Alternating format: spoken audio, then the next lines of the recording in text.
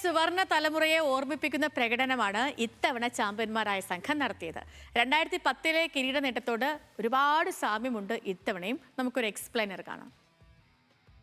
ലോക കിരീടം സ്പെയിൻ സ്വന്തമാക്കിയത് അവരുടെ കളിമുഖ കൊണ്ടാണെന്ന കാര്യത്തിൽ ഒരു തർക്കവുമില്ല. പക്ഷേ 2026 കിരീട നേട്ടത്തിന് 2010 കിരീട നേട്ടവുമായി ചില സാമ്യതകളുണ്ട്.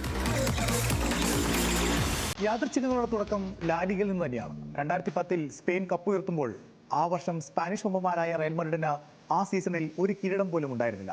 2026 ലോകകപ്പിന് സ്പെയിൻ എത്തുമ്പോഴും കഴിഞ്ഞ സീസണിൽ റയലിന് കിരീടമൊന്നും ഉണ്ടായിരുന്നില്ല.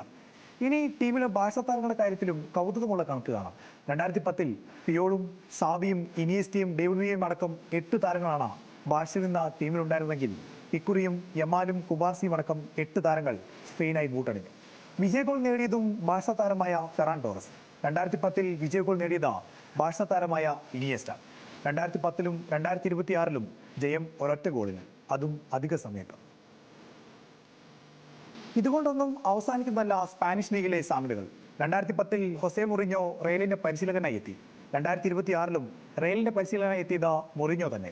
2010 കോപ്പ ഡെൽ റേ ഫൈനലിൽ അത്ലറ്റിക്കോ മാഡ്രിഡ് വീണപ്പോൾ 2026 അത്ലറ്റിക്കോയ്ക്ക് ഫൈനലിൽ കാലിടറി. ബാഴ്സയാവട്ടെ ലാലിഗയും സ്പാനിഷ് സൂപ്പർ കപ്പും 2010 2026 നേടിയതും സ്പെയിന്റെ കിരീട നേട്ടത്തിലെ യാദൃച്ഛികങ്ങളാണ്.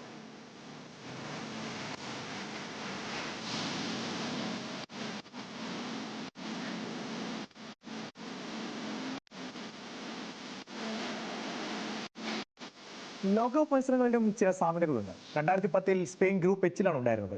ആദ്യ മത്സരത്തിൽ അവർക്ക് സ്കോർ ചെയ്യാനും സാധിച്ചില്ല. 2026 ഗ്രൂപ്പ് എച്ചിലെത്തിയ സ്പെയിൻ ആദ്യ മത്സരത്തിൽ സ്കോർ ചെയ്തില്ല. 2010 പരാജയമായിരുന്നെങ്കിൽ ഇക്കുറി കേപ്പ് വെർദെയോട് ഗോൾ രഹിത സമനില.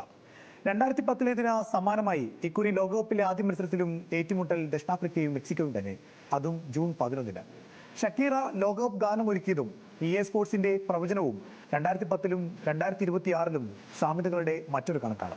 യൂറോ ചാമ്പ്യന്മാരായി ലോകകപ്പിലെത്തിയതും ഗ്രൂപ്പ് ഘട്ടത്തിൽ മാർസലോ ബിയൽസയുടെ ടീമുമായി ഏറ്റുമുട്ടിയതും മറ്റൊരു യാദൃശ്ചികതയാണ്.